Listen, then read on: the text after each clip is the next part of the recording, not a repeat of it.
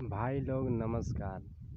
आप देख रहे हैं भोजपुरी स्टार न्यूज़ और भोजपुरी स्टार न्यूज़ में आपका स्वागत है। तो जो चीज़ का इंतज़ार था वो आ गया। अब देखिए खेसारी लाल यादव जी का नया फिल्म आया है जिसका नाम है बोल राधा बोल।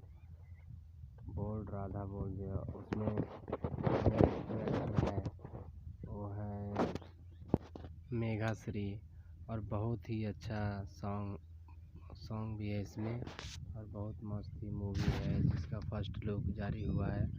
आप लोग देखिए, बहुत ही रिकॉर्ड तोड़ेगा ये मूवी जो वेब म्यूजिक से रिलीज होगा। अभी तो हॉल में जा रहा है फिल्म में।